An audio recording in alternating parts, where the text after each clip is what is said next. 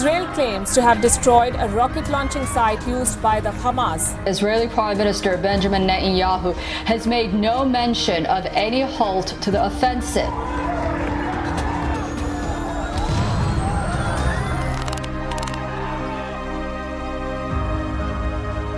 We at WION have tracked this story from the word go. WION reports on the latest health threat before the world. People diagnosed with the coronavirus in Russia may be deported back to their home countries.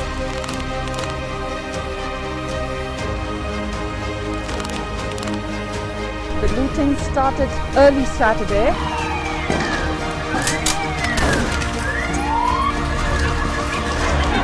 South Africa is witnessing riots.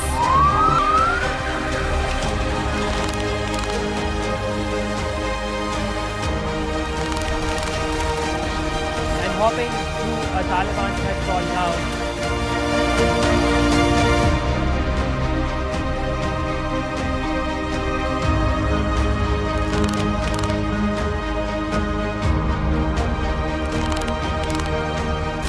Hours of non-stop live broadcast. The most extensive coverage. Biggest team of reporters on ground.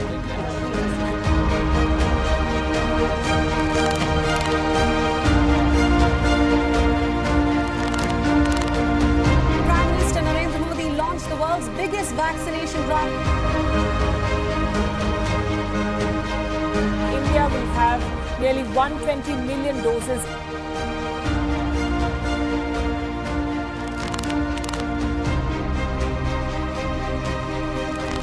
We know that our shared planet is changing for the worse. We need constructive dialogue. It's time, it's time, it's time.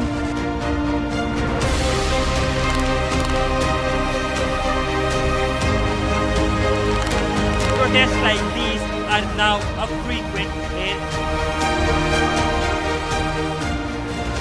A friendship that has stood the test of time, dehyphenating geopolitical equations and focusing on bilateral issues. The place where I'm standing will be the site of the opening battle. You can see the reserve forces are getting ready. They're picking up the weapons here. Ringside, Ukrainian military drills.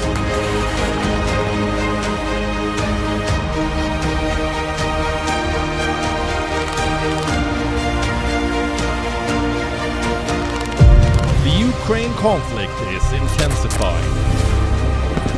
WION brings you all sides of the story. The reserve forces are One of the many getting protest ready. marches They're is to keep and live.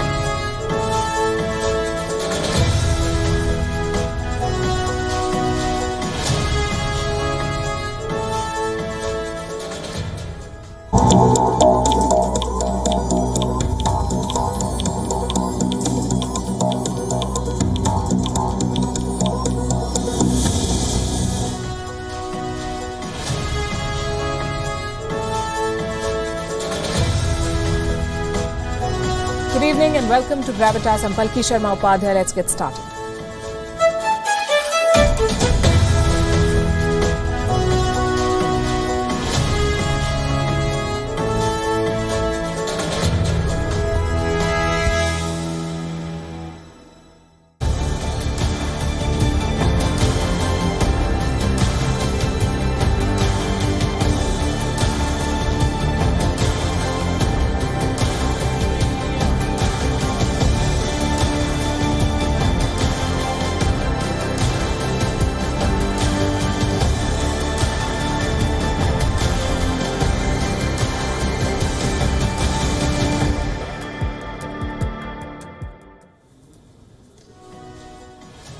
Saudi Arabia is going to have a busy weekend.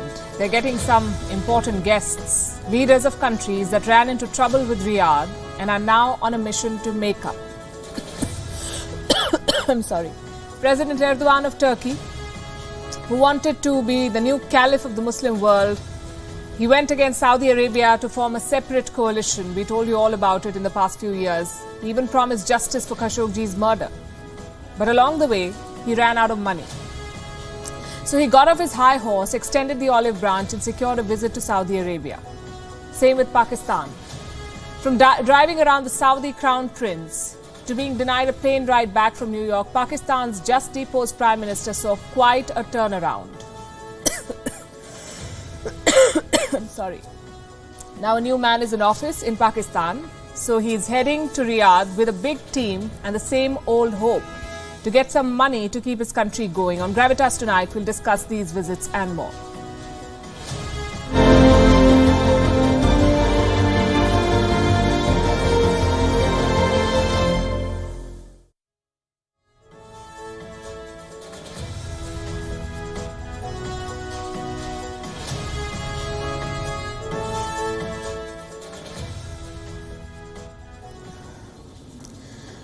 Robert Browning said, "A man's reach should exceed his grasp." In other words, set outlandish goals for yourself. It's great advice, but it doesn't always work. Ask Turkish President Recep Tayyip Erdogan. He reached beyond his grasp. He wanted to lead the Islamic world, and to be fair, he tried hard. Erdogan took on Saudi Arabia over the Khashoggi murder. He cut off ties with the Gulf. He created a rival alliance of countries like Pakistan and Malaysia. But in the end, he failed. And today he's waving the white flag of surrender. Erdogan is on a 2-day visit to Saudi Arabia, sort of like a reconciliation tour. And this is what his schedule looks like. 2 big engagements today. Dinner with King Salman and a bilateral meeting with Crown Prince Mohammed bin Salman. Overnight, he will travel to Mecca, and on Friday, he will perform the Umrah. It's a make-or-break visit for President Erdogan of Turkey. If he can bury the hatchet with Saudi Arabia, it will have a knock-on effect. The Gulf will follow. Egypt could follow. It could end Turkey's isolation in West Asia. But 2 questions still remain. A, why did Erdogan abandon his Islamist dream? And B, why now? Let's deal with the first question first. Why did Erdogan give up his mission? Short answer, he underestimated Saudi Arabia. Starting 2020, Riyadh imposed an unofficial blockade on Turkish goods. Their exports were held at customs, their contracts were terminated, and soon Turkey felt the hit. In 2019, their exports to Saudi Arabia were $3.2 billion. In 2021, just $200 million. Look at the drop. This gradually drained the Turkish treasury. And the worst part, nobody came to Turkey's help. All Gulf nations sided with Saudi Arabia. Only Qatar was willing to send help. What about Turkey's Western allies? The same story. Erdogan decided to buy missile systems from Russia. So instead of help, he got sanctions. But the defining blow came in January last year when Joe Biden moved into the White House. Unlike Trump, Biden is not a fan of Erdogan. During the campaign, he openly called for regime change in Turkey. So put together, Erdogan was isolated. His neighbors were against him. His allies had abandoned him. Cut to size, as they say. This isolation is taking a toll on Turkey's economy. Their unemployment is 12%. Inflation, 60%. Their currency, the lira, dropped 44% in 2021. What's worse, there is an election next year. If Erdogan cannot fix the economy, his chances are not great. So that is his top agenda in Riyadh. Political reconciliation would be great. But what he needs is Gulf money. Reports are hinting at a $10 to $20 billion currency swap deal. That answers the first question. Erdogan abandoned his Islamist dream because he ran out of money. Question number 2, why now? One reason is the election next year. Erdogan has very little time to turn the economy around. But what about Saudi Arabia? Why did they agree to this visit now? Because Erdogan has dropped the Khashoggi case. That was Saudi Arabia's biggest demand. Turkey was trying 26 Saudis in absentia for Khashoggi's murder. Erdogan, remember, was promising complete justice at one point. But this month he made a U-turn. Turkish prosecutors dropped the case. They asked the trial to be shifted to Saudi Arabia. And we all know how that ends. Erdogan basically gave up. All that outrage against MBS, all those promises to deliver justice. And in the end, President Erdogan chose political convenience. And by the way, it's not just Saudi Arabia. Erdogan is reaching out to everyone. Last month, he hosted the Israeli president. Before that, he visited the UAE. It was his first trip to Dubai in a decade. In both cases, Erdogan's objective was money. In the UAE, the leaders obliged. They signed a $5 billion currency swap with Turkey. They also promised to set up a $10 billion investment fund. In simple words, what you're looking at is a failed foreign policy. Starting with the Arab Spring, Erdogan played a dangerous game. He challenged the status quo in West Asia, and the status quo hit back. So what does he do now? From the looks of it, revert to Turkey's policy of the 2000s. It was called the zero-problem strategy. Basically, have zero problems with your neighbors. It was articulated by Erdogan's ally turned rival, Ahmet Davutoglu. Right now, Erdogan is doing exactly that. He's reaching out to the Gulf. He's talking to Israel. He's holding normalization talks with Egypt. He's even negotiating with Armenia. Last week, he sent a letter to the Patriarch of Turkey's Armenian community. Let me tell you what he wrote. This is President Erdogan saying, I commemorate the Ottoman Armenians we lost in the war. Let's build the future instead of magnifying the suffering. For a hardliner, that's quite a climb down. In fact, all of this, all of what I just told you, is a climb down. Erdogan's real ambition is to lead the Islamic world. Well, that has not changed. What's changed is his ability to bankroll that dream. Tells you what kind of a politician he is. It was never about religion. It was never about justice. Erdogan's only goal is power.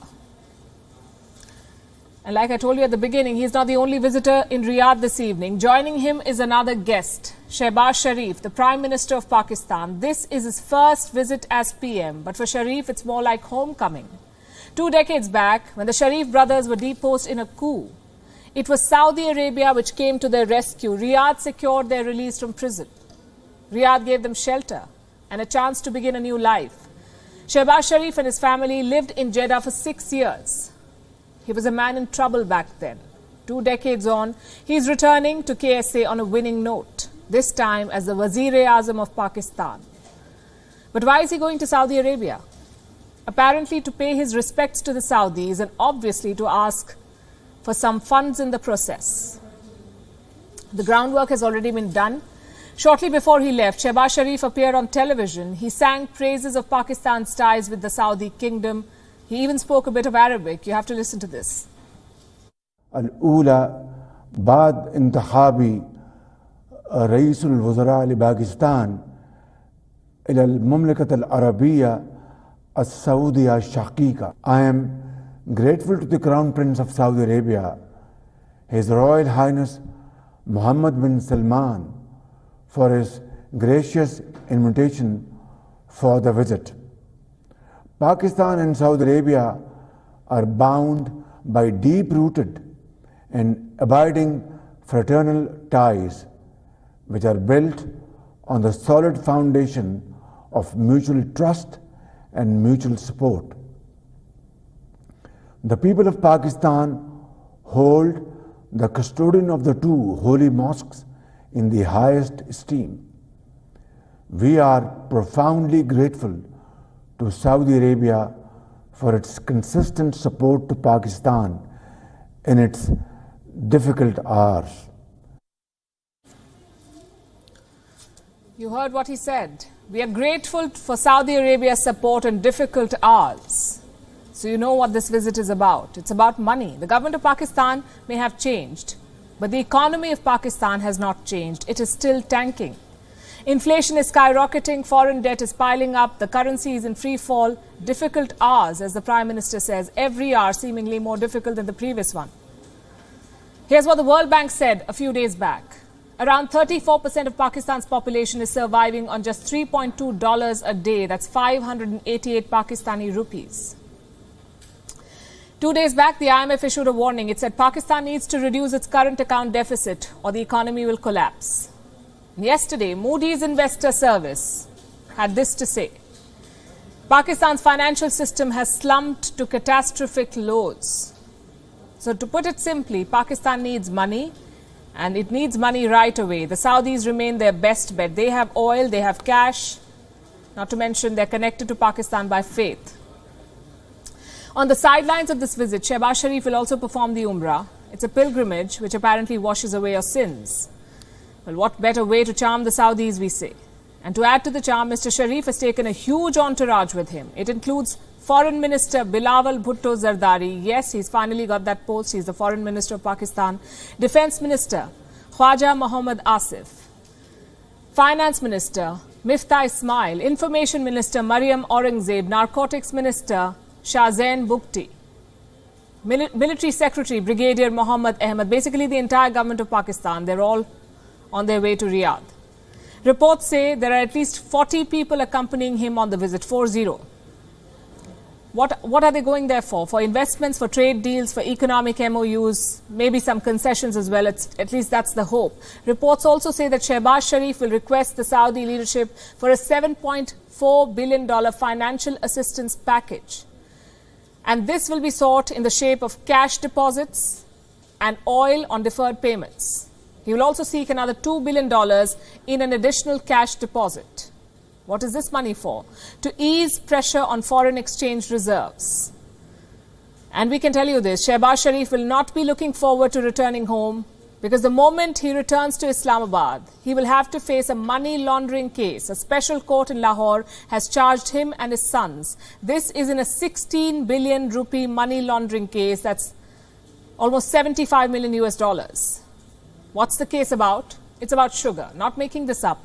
It's a sugar scam. Shehbaz Sharif and his sons apparently hid their dirty money at sugar mills in the Punjab province. This scam reportedly unfolded during his tenure as chief minister. So what exactly did they do? Investigators say they deposited ill-gotten wealth into bank accounts of their staff at these sugar mills. The money trail led to Sharif's sons, Hamza and Suleiman.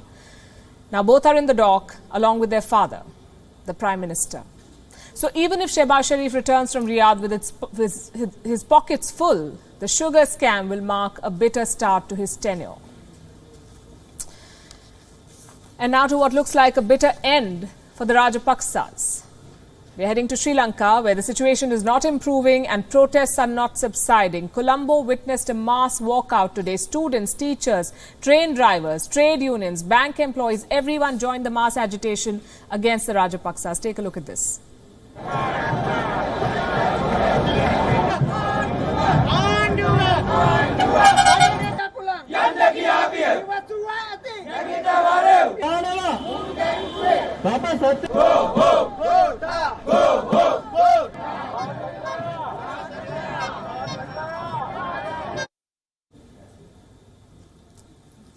It started with just a few hundred people. Today, millions of workers joined the strike. A big crowd has permanently been camping outside the presidential secretariat. The secretariat is currently occupied by Gotabaya Rajapaksa. Sri Lankans want him to quit. Trade unions representing the government, semi-government, as well as certain private trade unions staged protests island-wide, demanding President Gotabaya Rajapaksa and the Rajapaksa-led government to step down. Now, trade unions varying from the transportation sector, the medical sector, as well as important government institutions took a step back from their duties today, and some of these trade unions have now convened here at the Occupy Golf-Face protest site, which is one of the central sites of protest that have continued to protest and voice the citizens' concerns for more than 2 weeks here in Sri Lanka. A no-confidence motion against Gotabaya Rajapaksa is ready. It will be tabled whenever the parliament convenes next. The president's brother, Prime Minister Mahinda Rajapaksa, is also in trouble. Rebel lawmakers have presented him with two choices: resign honorably or be evicted. Remember, 40 lawmakers had broken away from the government in Sri Lanka. The Rajapaksas used to have a majority in parliament. Well, they don't anymore. No one could have imagined this a few months back. The Rajapaksas were the de facto rulers of their country. 5 members of the Rajapaksa clan were ministers, with Gotabaya and Mahinda Rajapaksa occupying the most powerful positions. Together, this family controlled 75% of the government's budget. Now, just 2 brothers remain, and their kingdom is falling apart. The public backlash is creating divisions between the brothers. There are reports of a rift. Let's look at this tweet. It's from Namal Rajapaksa, son of Prime Minister Mahinda Rajapaksa, also the former Minister of Youth and Sports. Let's look at what Namal Rajapaksa says, and I'm quoting. A section of the general public are busy protesting against the government. The opposition is busy organizing a protest march. The ruling coalition is divided and trying to create a majority while the country is suffering. Are we truly addressing the issues at hand, or busy with different agendas? Quite a rant. Well, there was one line that stands out. The ruling coalition is divided. This post confirms what many have suspected. The Sri Lankan government is divided, and these divisions flow from the top. The first signs of a rift emerged on the 19th of April. Mahinda Rajapaksa made a statement. He proposed a constitutional amendment. An amendment that will clip the powers of the president, his own brother. An amendment that will transfer those powers to the parliament. And this was a very significant announcement because remember, the Rajapaksas were the ones who made the president all-powerful in Sri Lanka. They were the ones who passed the 20th amendment. That was 2 years back. This amendment gave the president powers to appoint the prime minister, to appoint the cabinet, and also to dismiss them at will. He is all-powerful. But now the Prime Minister of Sri Lanka, Mahinda Rajapaksa, wants those powers revoked. He doesn't want his brother to have the power to sack him. Obviously, President Gotabaya Rajapaksa is not pleased. He recently shot off a letter to the powerful Buddhist clergy, and I have a copy of that letter with me. And this is what Gotabaya Rajapaksa says. He's talking about the 20th Amendment. And I'm quoting, if any action is taken in Parliament in this regard, and would like to kindly remind you that such an amendment would be made jointly by the President and Parliament. Basically, Gotabaya Rajapaksa wants to have a say in curtailing his own powers. Lankan politics, I say, is beyond farcical right now. So this is what we have. The brothers are engaged in a tug of war. Neither wants the other to be more powerful. Plus, some lawmakers close to the President want the Prime Minister to be sacked. They want a non-Rajapaksa as the Prime Minister of Sri Lanka. They want a new but interim government. So far, the president has not committed to any of this. All he has agreed to is an all-party government, or what they're calling a unity government. Gotabaya Rajapaksa has written to leaders of all political parties. They're all meeting tomorrow. The last time he pitched this idea, it was rejected, so we'll have to wait and see what happens this time. The brothers are divided over cabinet appointments too. When the president appointed, in fact, a new cabinet, the prime minister skipped the swearing-in ceremony. Reports say he was not consulted on these appointments. Mahinda wanted senior politicians, Gotabaya wanted younger faces, and he prevailed as president. So Mahinda boycotted their induction. And he was asked about this. He was asked if these reports were true. The prime minister denied reports of a rift. But what about the constitutional amendment, the one that will weaken the president's position? Well, that is very much in the works. And if this power struggle worsens, Sri Lanka can forget about any economic relief in the short term. Let's turn to Twitter now. Just like Elon Musk did, his takeover of the company was never popular, and you can imagine why. One billionaire controlling public discourse, no shareholders, no accountability. It was never going to be popular. Don't take our word for it. Just look at what Elon Musk's Twitter page looks like. He's even more active nowadays. A lot more tweets, a lot more replies, but each interaction is creating more confusion. Look at this tweet, for example. This is Musk explaining free speech. Let me tell you what he writes. By free speech, I simply mean that which matches the law. I'm against censorship that goes far beyond the law. If people want less free speech, they will ask the government to pass laws to that effect. Sounds reasonable, doesn't it? But which law is he talking about? Because Twitter operates in more than 100 countries. Each country has its own law. So which one is Elon Musk talking about? No answers. And that tweet is one of the serious ones. The rest are jokes and memes. Look at this one. Truth Social is currently beating Twitter and TikTok on the Apple Store. Should be called Trumpet instead. Now, for those wondering, Truth Social is Donald Trump's social media platform. Trumpet is supposed to be clever wordplay.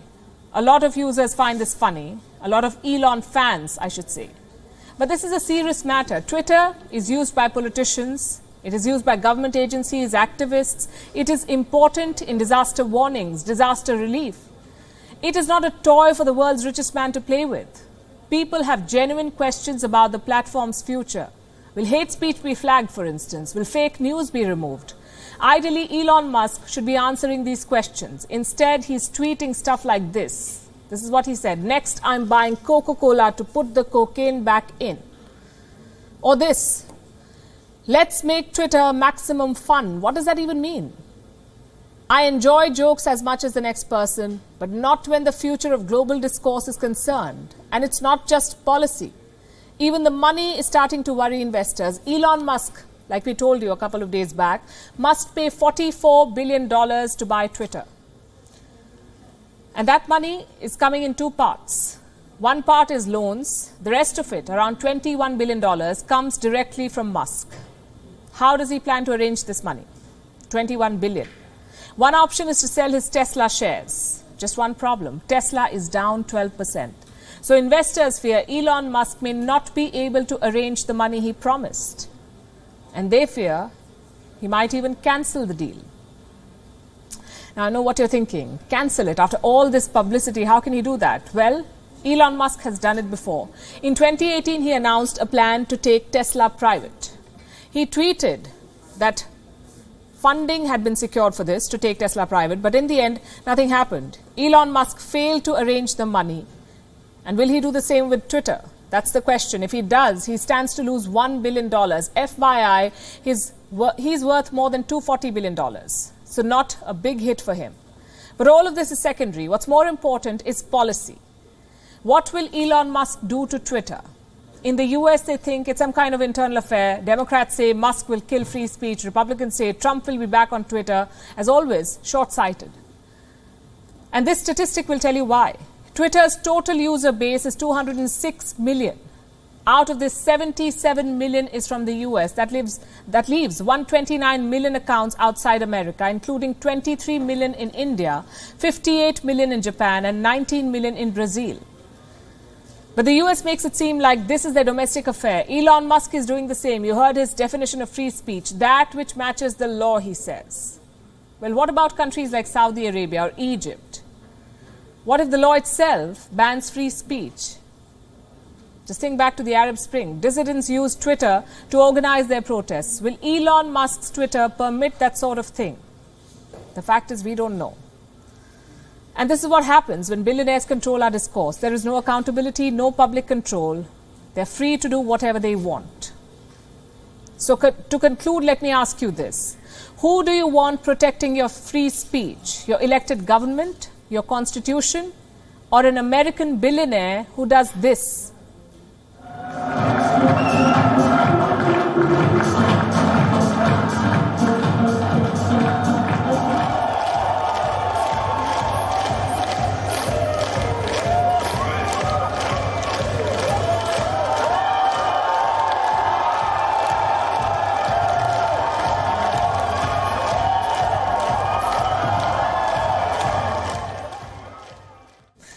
I know what you're thinking. That's not fair. Not everyone can dance. Well, that's precisely my point. Not everyone can do what they think they can, especially when the future of our politics, our economy, and our planet is concerned. Think about it. Well, China's case is quite similar. Beijing thought it could control the Wuhan virus with its zero COVID strategy. Failed miserably. Now there's pushback. Chinese citizens are protesting. They're calling out the zero COVID approach for what it is, draconian and flawed. The death of a veteran actor, weeks of lockdown, falling revenues, mass testing, joblessness, all of this has pushed the people of China to the edge. Our next report tells you how zero COVID is having zero success in China.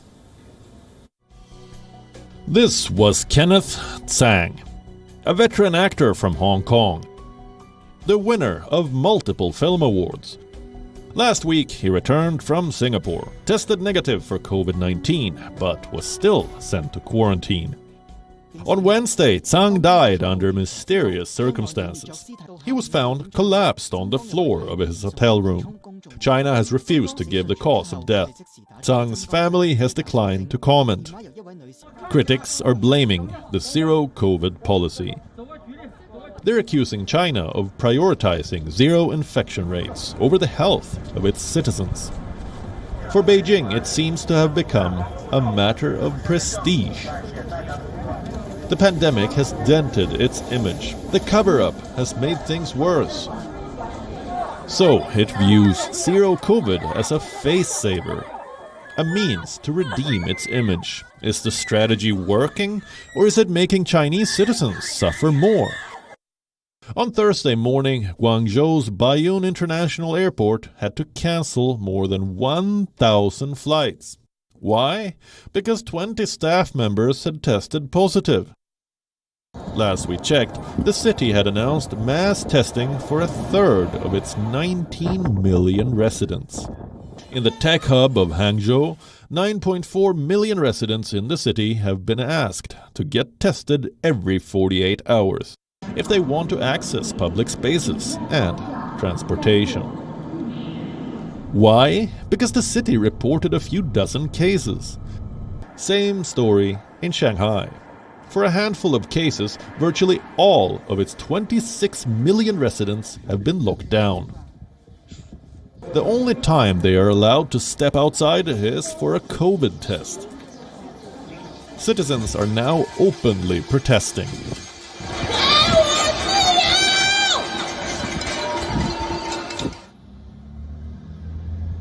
Overall, 343 million people across 46 cities are currently in full or partial lockdowns. They contribute 40.1 trillion yuan, or 35% of the country's economic output. As they're locked down in their homes, the economy is suffering. According to a report, China's jobless rate stood at 5.8% in March, the highest since May 2020. The jobless rate for people below 24 years of age stands at 16%, the highest in 8 months. China's first quarter retail sales in 14 provinces lags the national growth rate of 3.3%. Box office revenue across China has dropped 23% in the first quarter. Catering revenue has fallen 16.4% during the same time. To put it simply, the COVID restrictions are bleeding China's economy and not helping it control the virus surge. CGTN says the mainland reported 1,503 new cases on Wednesday alone. So much for zero COVID.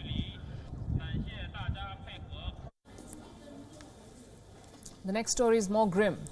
This one affects each one of you, all of us, whether you're watching us from Hong Kong, Hawaii, or Honolulu. There is a global cooking oil crisis, one that will soon roast your kitchen. The world's biggest producer of palm oil has blocked exports. The world's biggest exporters of sunflower oil are at war. The producers of soybean oil are battling the climate crisis, and so are the producers of canola oil. Then where will you get your cooking oil from? How will your kitchens run? You may not be living on fried food, but even if you swear by salads, you will need oil for the dressing, you will need oil for the mayonnaise. You will need oil for baking, for cookies, for pizza dough. You will need oil even for air frying, but oil supplies are running dry. Do countries have a plan B? Should you be stocking up? We'll answer these questions over the next few minutes. We'll start by looking at what's happening around the world. Ukraine is the world's biggest exporter of sunflower seed oil. It exports 5.4 million tons of edible oil every year, which is almost half of the world's sunflower oil. But Ukraine is at war and supplies have been cut. Russia accounts for 25% of the world's sunflower oil, and Russia is the one waging this war. In other words, supplies have taken a hit there too. Then we come to Canada, the biggest exporter of rapeseed oil, but crops shrunk after Canada experienced record heat in 2021. Argentina, Brazil and Paraguay are among the top exporters of soybean oil, but these countries are battling severe drought. Malaysia, the world's second biggest exporter of palm oil, is facing labour shortage, so its oil exports are down. All in all, oil supply chains are drying up. And adding fuel to this fire is Indonesia. This country is the biggest exporter of palm oil. But as of today, the 28th of April 2022, Indonesia has banned palm oil exports. Why? Because of local shortage. Prices in Indonesia are up 40%. People are protesting, so the government has decided to ban exports. And this country alone accounts for 1/3 of the world's vegetable oil exports. That's 30 million tons of vegetable oil every year. Indonesia's biggest buyers are India and China. India depends on Indonesia for nearly half of its palm oil. India, in fact, is the world's largest importer of edible oil, 13 million tons every year. 60% of this is palm oil, 25% is soybean oil. Sunflower oil accounts for 12% of India's edible oil imports. What explains this huge oil import? High consumption, that's one, and insufficient oilseed production. In India, the per capita oil consumption is around 19 kilos per person per year. Where will the oil come from now that the supply chain is drying up? What are India's options now? Well, Malaysia is the second biggest exporter of palm oil, followed by the Netherlands, Germany and Estonia. But put together, they cannot compensate for Indonesia's exports. Meaning, the demand is way more than the supply. In other words, a price rise is unavoidable. Experts say prices could go up by at least 20%. Indians will feel the pinch. And developing countries will be the hardest hit because they depend on cheaper cooking oils like palm oil, as against the more expensive options like olive oil, soybean oil, sunflower or canola. Of course, the developed countries will also suffer. In the United States, for instance, soybean oil prices have already soared. Soybean futures doubled after Indonesia announced its export ban. In Asia, palm oil has risen nearly 50%. In Europe, rapeseed is up 55%. Globally, vegetable oil prices increased 23% in March, and it will get worse. So what should you, the consumer, do? Should you be stocking up? Well, panic buying is never the wisest way out. In the United Kingdom, supermarkets have already begun rationing cooking oil, sunflower oil, olive oil, rapeseed oil. They're all being sold in limited quantities. In some supermarkets, the limit is 2 cooking oil packs/bottles per customer. Same with Spain, Germany, Italy and Turkey. They're all rationing oil. Some experts say countries could divert vegetable oil from fuel tanks. You see, biofuel accounts for nearly 15% of vegetable oil demand. So if that 15% is diverted to kitchens, then there may be a little respite. But will countries do that? And more importantly, will that be enough? An expert gave the verdict on India. He told the media that there would be shortage. There is no way to increase supplies. In short, this is geopolitics hitting home. Which brings us to the important question, what's happening in that war in Ukraine? Who is winning it? Well, frankly, it's a hard one to answer because Russia is not winning and neither is Ukraine. Sort of like a stalemate. For Ukraine, this is a massive achievement. Do you remember the predictions before the invasion? Ukraine stands no chance, said the world. Russia will topple Kiev in days. Well, it's been more than 60 days and Kiev is still standing. But at what cost? The answer depends on who you ask. Ukraine says it has lost around 3,000 soldiers. Russia says the toll is higher than 14,000. What about Russian casualties? Again, depends on who you ask. NATO estimates up to 15,000 Russian losses. But Moscow's latest report only admits 1,300 deaths. What has all this needless bloodshed achieved then? Let me pull up the map for you. You see the area in red. It is controlled by Russia. They have made important gains in the south and the east. But Putin will not be happy, at least not 100%, because Russia's military superiority is not coming through, which is why he's changed strategy. In early April, Russian forces withdrew from around Kiev. they pulled back into Belarus and Western Russia. The new plan is this: focus on the east and the south, possibly occupy the whole of Donbass. And what's the situation there in Donbass? Again, hard to say. The West says there is strong resistance to Russia, that progress is slow and costly. Others say Russia is making swift gains, that Russian positions are strategically superior. If that's the case, why did Putin pull back from the north? Why did he abandon Chernobyl or Hostomel? Perhaps it was a ruse.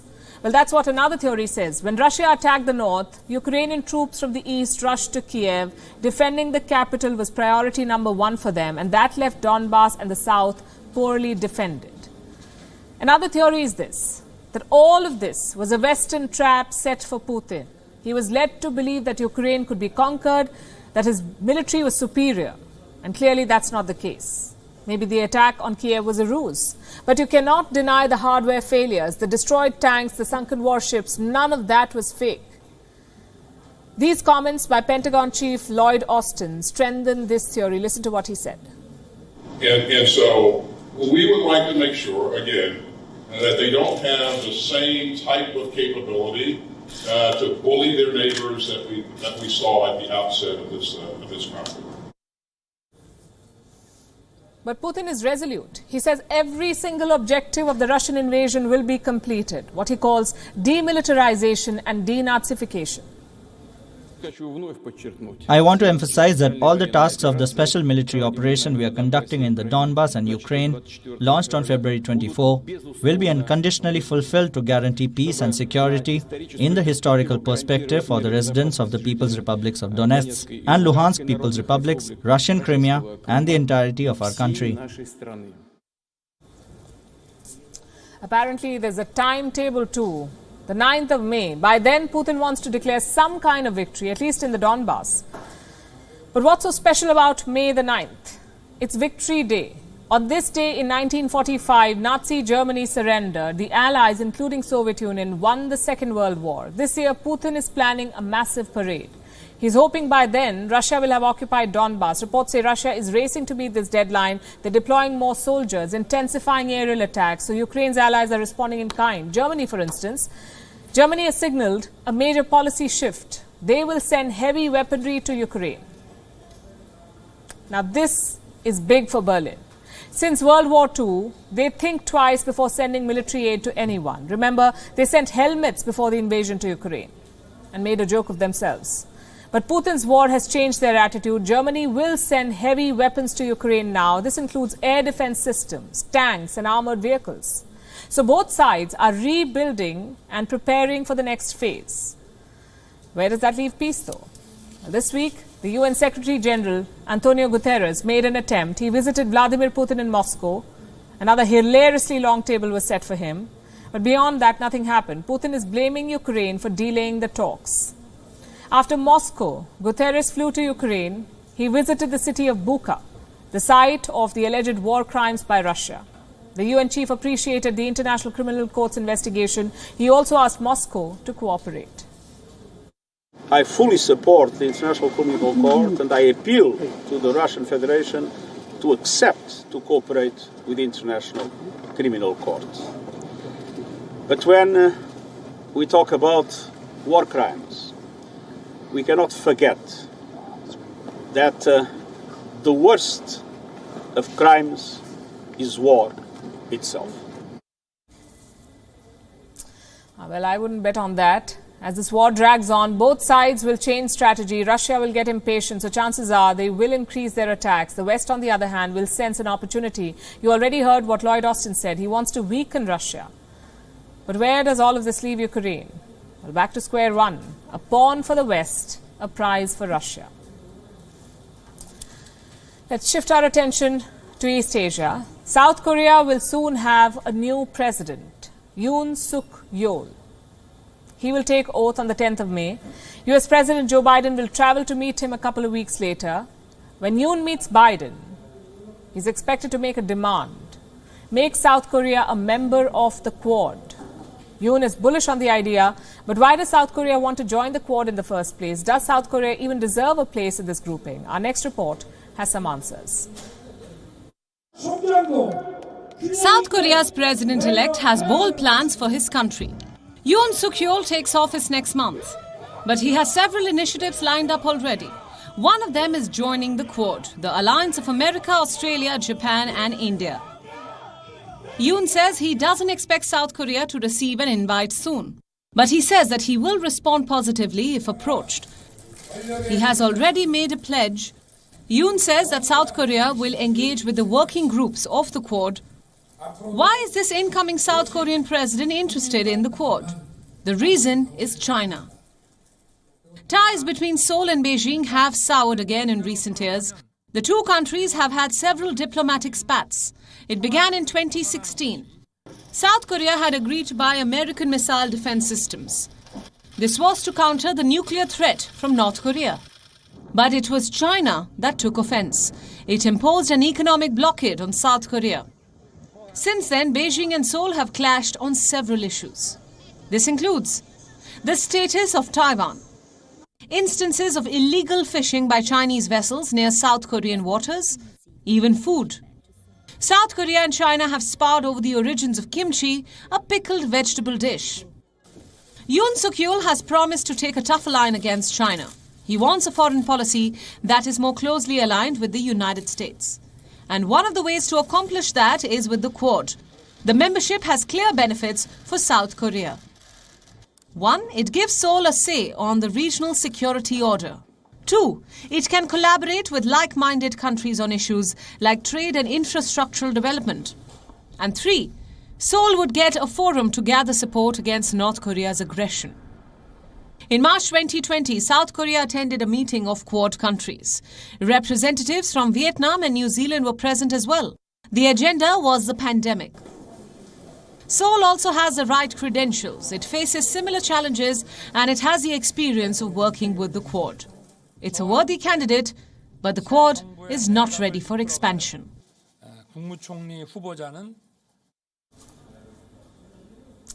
Surnames. They're a touchy topic. They give away too much. Your surname reveals your nationality, your surname reveals your religion. If you are in India, then your surname also reveals your caste. In Germany, a surname reveals the child's gender. The world over, surnames reveal the house a child belongs to. A child almost always takes her father's surname. When she marries, she is expected to take her husband's. Many women have challenged this norm, but when it comes to the birth of a child, most women have let the law impose the father's surname by default, no questions asked. And in most cases, no options to pass on their identity to their children. Of course, there are exceptions, like in Mexico, where children have both the father's and the mother's surname. But like I said, it's an exception. The norm is that a woman and her child have different surnames, in most cases. A court in Italy has stepped in to bridge this gap. The court observed that surnames constitute a quote-unquote fundamental element of personal identity. So going forward, children in Italy will take both parents' surnames. Parents could also choose either surname, that is, either the mother's or the father's. But the law will henceforth ensure that parents have the right to exercise this choice, something that countries worldwide could take note of, should take note of. They must give parents, especially mothers, the legal ground to fight for the child's identity. Well, one such case was in front of the Italian court we're talking about. A couple wanted their newborn to carry the mother's last name, but the law in Italy would not allow that. It said the child could have either just the father's surname or both the parents', but not the mother's alone. The parents moved the Italian Constitutional Court, and the court ruled that automatically assigning a child the surnames of a father is constitutionally illegitimate. In other words, you cannot enforce the father's surname. It should be a choice, not a compulsion. I understand that a child's surname is nobody's business. It's a choice that parents alone should be allowed to make.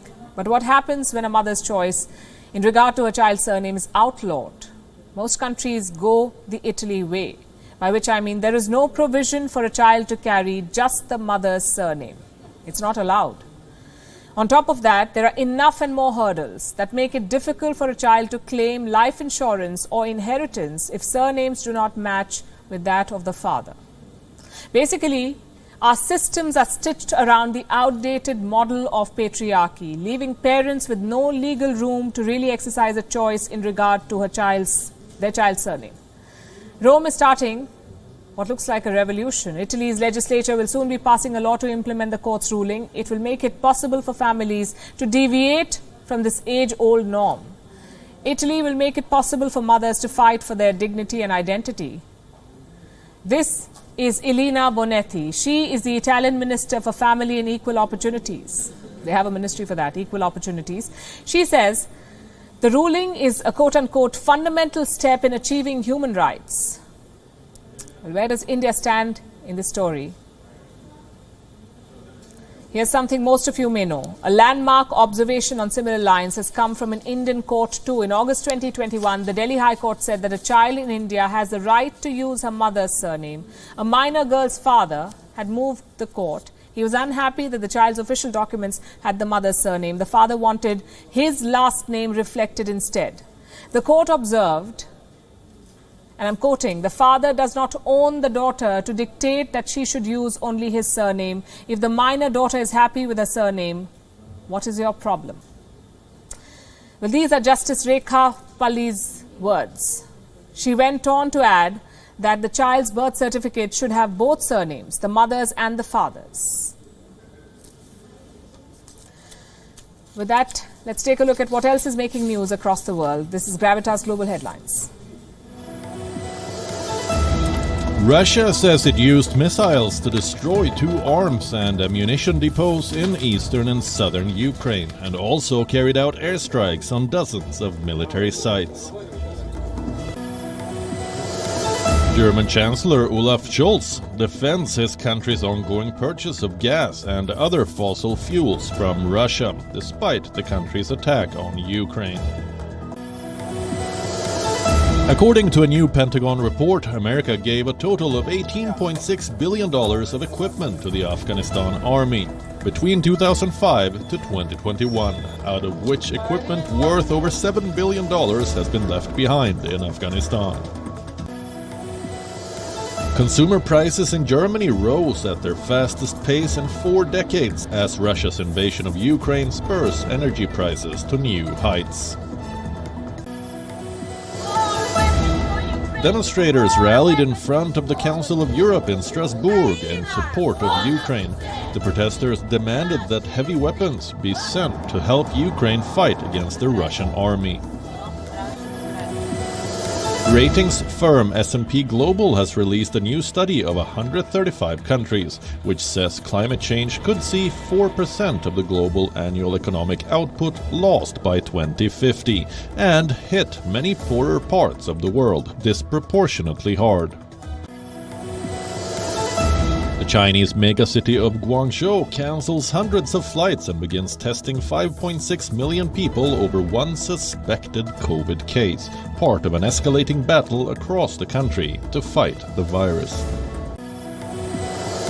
Taiwan's daily number of confirmed domestic COVID-19 cases tops 10,000 for the first time, in line with predictions, and the health minister says infections would continue to rise. Ben Stokes has been named England's new Test captain. The star all-rounder succeeds Joe Root, who resigned earlier this month. 30-year-old Stokes said it was an honor to be handed the responsibility. His first assignment will be a home series against world champions New Zealand in June. Liverpool have taken control of their Champions League semi-final tie against Villarreal with a 2-0 victory at Anfield.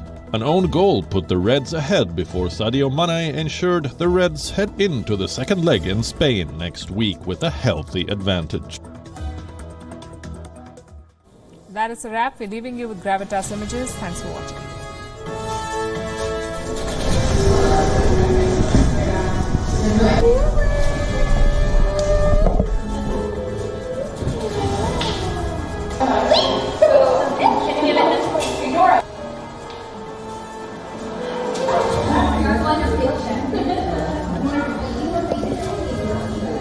Good job!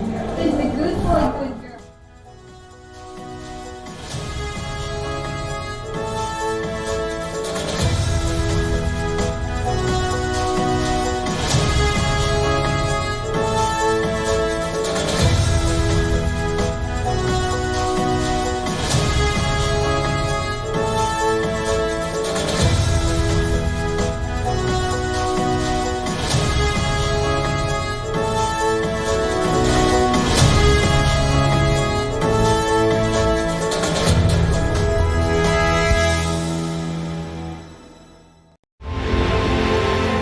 code red for humanity.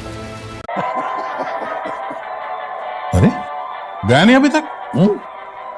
गाड़ी की service कब से due है यार?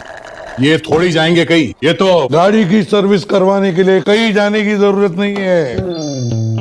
Chill, कोई गड़बड़ नहीं है। गो मैकेनिक पर पाए expert car services, 50 point inspection और 3 महीने की अनकंडीशनल वारंटी। डाउनलोड करें इंडिया का number 1 car services app go mechanic. Go mechanic.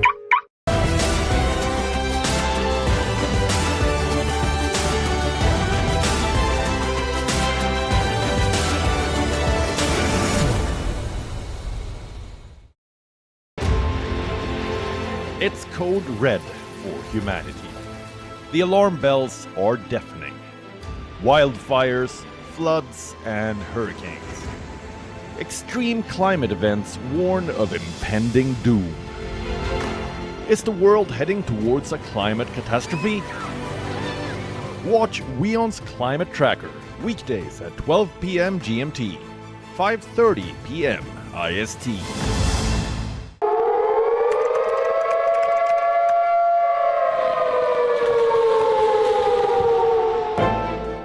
You don't know how to fix the holes in our ozone layer.